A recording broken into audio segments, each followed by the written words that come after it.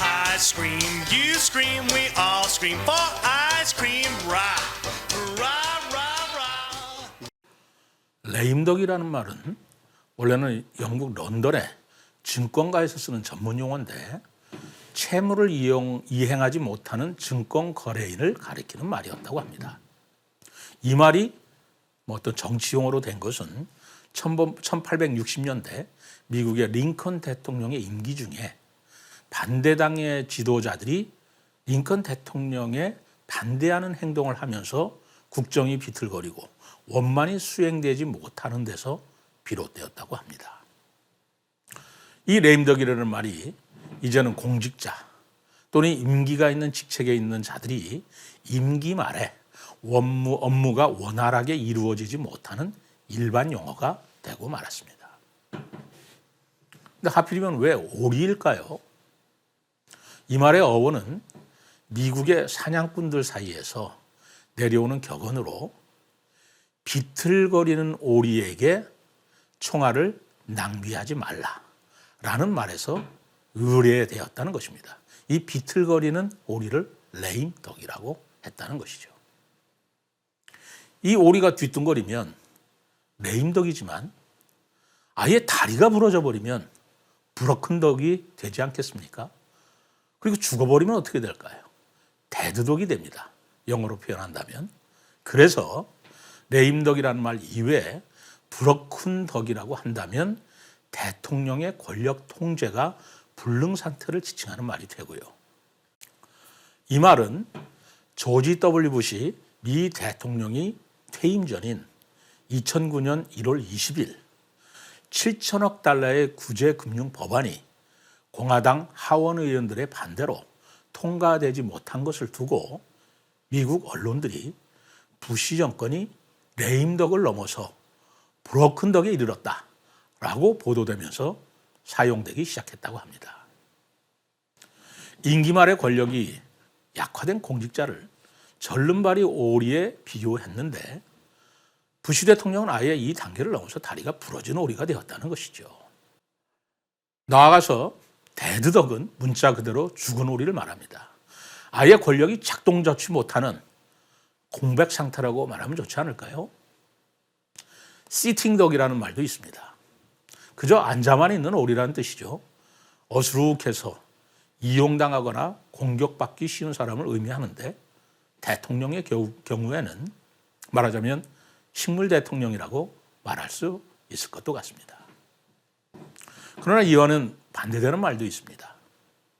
임기 말이 되었지만 레임덕 현상이 없이 원만하게 국정을 운영하면서 임기를 마치는 경우를 말합니다. 이런 오리는 마이티덕이라고 한다고 합니다. 아주 바람직한 경우가 아닐 수 없죠. 아무튼 대통령을 이러저러한 오리로 비유하면서 그의 지도 역량을 평가하는 것은 희화적이기는 하지만 역설적으로 말하면 민주사회에서만이 있을 수 있는 일이라고 생각합니다. 그렇지만 대통령의 입장에서 볼 때 레임덕 현상을 그냥 두고 볼 일은 아니지 않겠습니까? 역사상 수많은 지도자들이 자신의 임기가 끝나는 시점에 뒤뚱거리는 오리꼴이 되지 않으려고 발버둥을 쳤습니다. 위기에 닥친 오리들은 대체로 두 가지 행태를 보여왔죠. 하나는 극도로 자신을 절제하면서 몸을 낮추는 것이고 또 하나는 반대로 적극적인 권력 행사를 통해서 자신의 존재감을 더 부각시키는 것입니다. 권력으로 만사가 해결되는 매력을 맛보았던 대통령이라면 아마 후자의 강한 유혹을 느낄 것입니다. 권력 중독에 빠진 권력자였다면 더 그러하겠지요. 아마 그런 권력자들은 분노마저 내면에서 작용할 것입니다. 그러나 권력 중독에 빠져서 권력 절제를 못하게 되면 결과는 최악이 되고 마는 것을 역사는 수없이 보여주고 있습니다. 독재가 독재를 낳는 악순환으로 인해서 급기야는 민중봉기, 내란, 혁명으로 이어져서 권력자 자신은 물론 나라마저 망가지는 비극을 초래하게 되었다는 것이죠. 임기가 끝나가면서 위기를 느끼는 우리는 사실은 권력자 혼자만은 아닐 것이라고 봅니다. 권력의 주변에서 권력을 분점하면서 권력을 만끽했던 작은 권력자들의 위기감은 아마 더 큰 것일 수도 있습니다. 오히려 문제는 권력자 자신보다도 권력의 강행을 부추기는 이 작은 권력자들의 권력 중독이 더 큰 문제를 야기시킬 수 있습니다.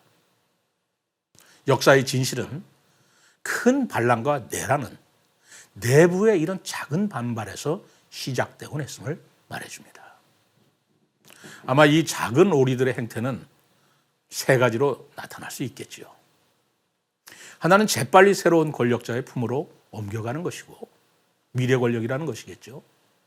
또 하나는 끝까지 권력의 유지를 부추기는 것이고 세 번째는 권력자와 함께 스스로를 내려놓는 것이겠지요. 무엇이 스스로와 국가 사회를 위해서 바람직하겠습니까? 달도 차면 기울듯이 민주국가에서 권력에는 유효기간이 있습니다.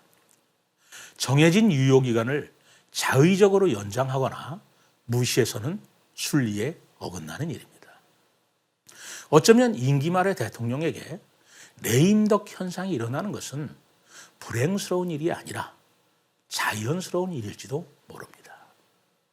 겸허하게 받아들이는 것이 저는 가장 최선의 방책일 것 같다는 생각을 하고 있습니다. 최고 권력자와 그 주변의 작은 권력자들이 이 레임덕을 어떻게 슬기롭게 대처해서 명예롭게 임기를 마치는가는 처음 임기를 시작하는 것보다 훨씬 더 어렵고 중요한 일인지 모릅니다. 끝이 좋아야 다 좋다. 셰익스피어의 말입니다.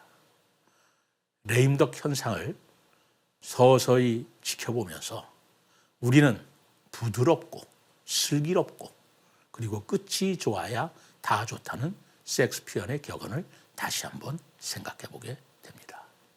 감사합니다.